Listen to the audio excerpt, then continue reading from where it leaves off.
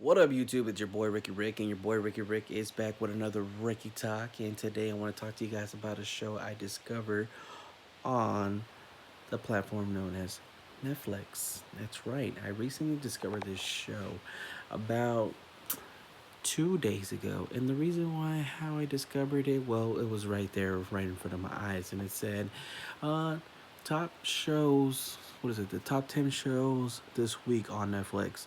And one of the shows that caught my attention was Dash and Lily. I played the trailer and I saw the story and I was like, this seems interesting. Let's check it out, shall we? So I started watching the show 2 days ago and I finished the show yesterday. That's right, I finished the show yesterday and it was very interesting. It was a really good show. It had a great story, a great cast, and like a lot of the shows that I like, if it has a great story and it has a great cast and there's great acting and I can relate to the characters, then voila, you got me hooked. And that's exactly what this series did for me.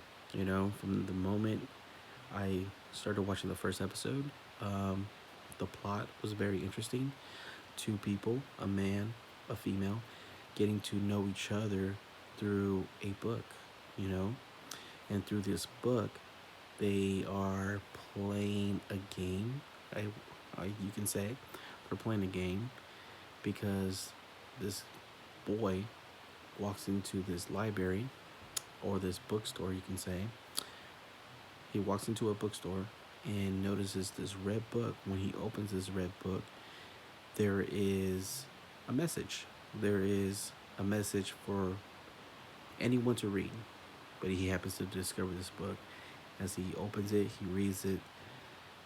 Um, it's kind of like leaving a clue, a book with a clue, and he has to solve the clue to get to the next thing that he has to do. And so basically, he discovers it, he gets the first clue, and then he writes something for the person who left the clue to find. And then they little they go back and forth. They leave little clues for each other on how to get to know each other without even meeting each other or knowing each other's name. Not using social media, not using anything that has to do with the internet, basically. And I found the plot very interesting. It was a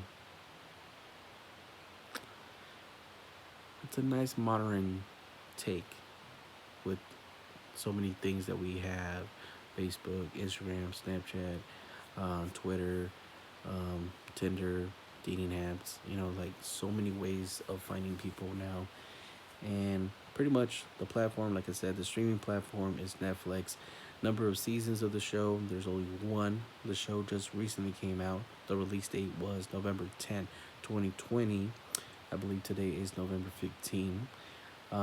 It has 100% on Rotten Tomatoes. And how often do you see that? 8 out of 10 on IMDb. Not bad. I said, I'll say this again. The title of the show is called Dash and Lily. And it stars the guy who plays Dash, named Austin Abrams. I hope I'm saying that right.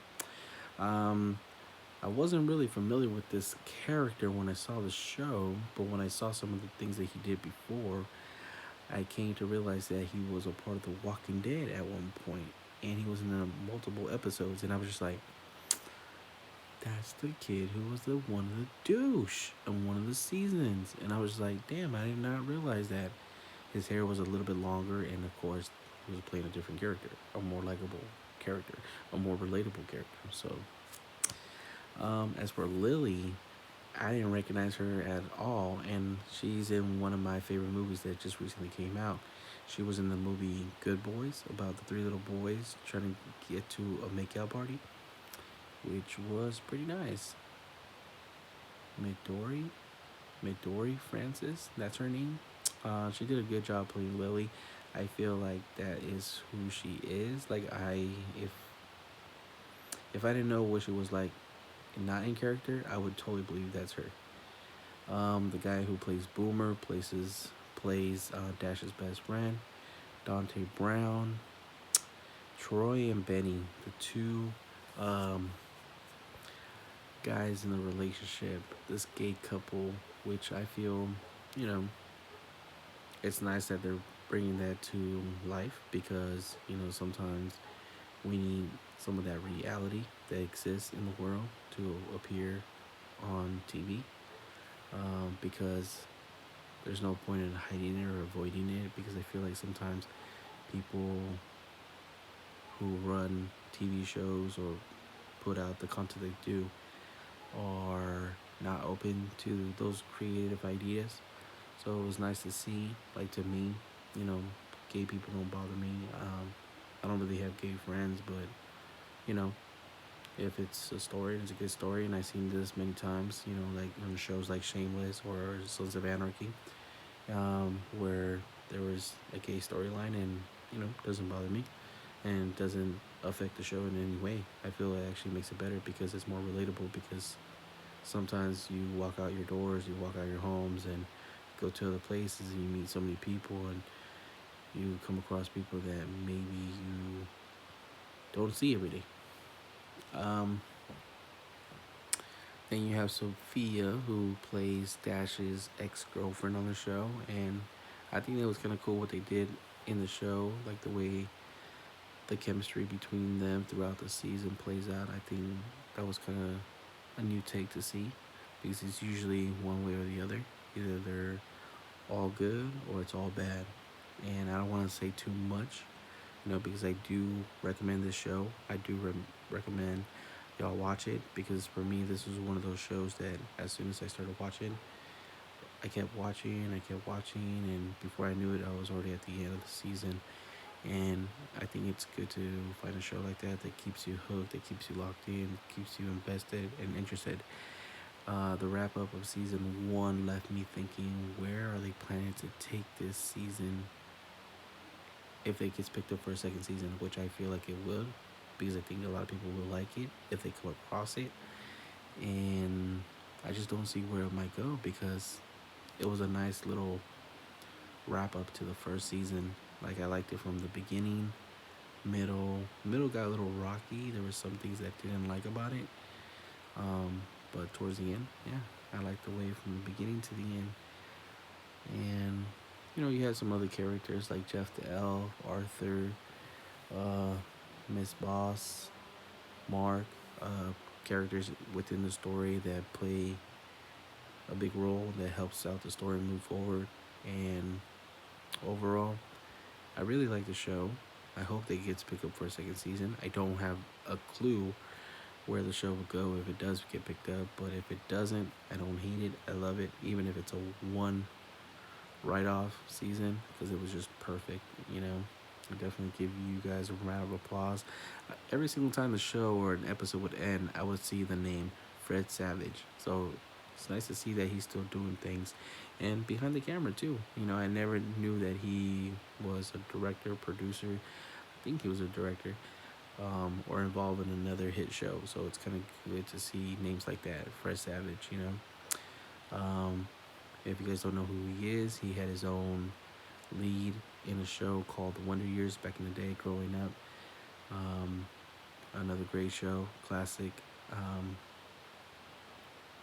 but yeah, I hope you guys enjoy my Netflix recommendation for you guys, Dash and Lily. If I had to rate this show 1 out of 10, I will give this show an 8 out of 10. Like I told you, there were some things I wish I would have changed. And but overall, I liked it. The tone, the view, the picture, the direction, um, the writing, the way they filmed it.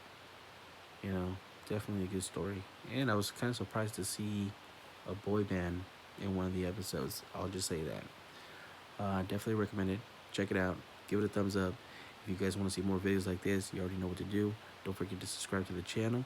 Your boy Ricky Rick. If I'm not making laugh, not keeping you entertained, or giving you something to think about, your boy Ricky Rick ain't doing his job. And you already know your boy Ricky Rick does his job. And don't forget, I do have a podcast as well. So if you guys don't have time to see the videos, you can always hear me on my podcast. Um, Add me on Facebook, Instagram, Snapchat. I got everything. Always trying to keep people entertained, brighten your day, give you something to look forward to, especially in the times that we're in, dealing with the pandemic. And thank you for watching. Thank you for subscribing.